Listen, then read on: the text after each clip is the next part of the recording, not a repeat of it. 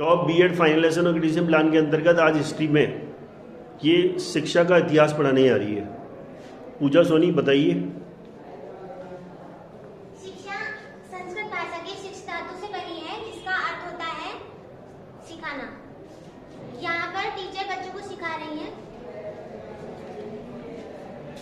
यहाँ पर है शिक्षा का बदलता स्वरूप। शिक्षा का बदलता प्राचीन समय में हमारा भारत विश्व गुरु भारत कहलाता था। आपने रामायण महाभारत में देखा होगा कि शिक्षा आश्रमों में की जाती थी। यहाँ पर गुरु शिष्य को इस तरह से पढ़ाया करते थे, वही गुरुकुल में पढ़ाया करते थे। विश्व में हमारा विश्व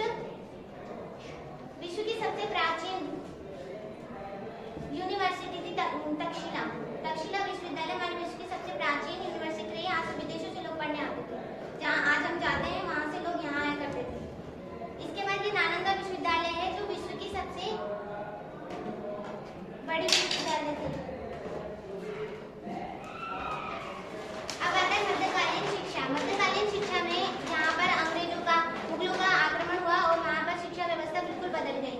यहाँ पर अनेक हमारे जो वेद थे उनका ट्रांसलेशन किया गया और यहाँ पर मुगलों ने कुरान पढ़ाना बच्चों को शुरू किया। इस समय हमारे धर्म की रक्षा करना हमारा प्रमुख उद्देश्य बन गया था शिक्षा का।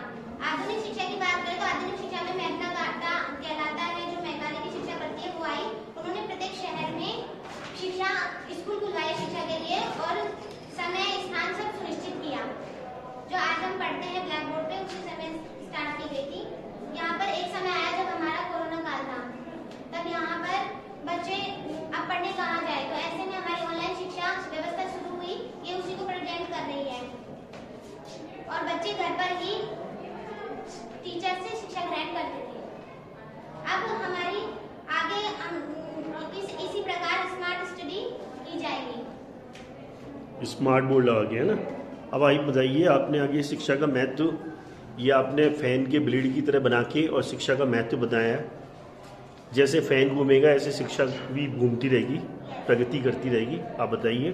शिक्षा हमारे लिए बहुत ही महत्वपूर्ण है। शिक्षा हमारे ज्ञान में कौशल का विकास करती है। हमें पढ़ने से हमारे शिक्षा के हम नए नए थॉट्स क्रिएट करते हैं।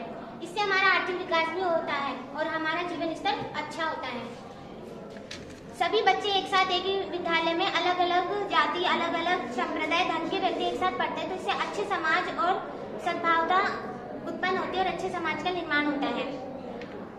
ये हमारे उत्तम पढ़ने शिक्षा के महत्व में यह आता है उत्तम व्यक्तित्व का निर्माण। इससे क्या होता है, हमारे अब्दुल कलाम साहब जैसे, पंडित जवाहरलाल नेहरू और महात्मा गांधी जी जैसे, सचिन तेंदुलकर जैसा व्यक्तित्व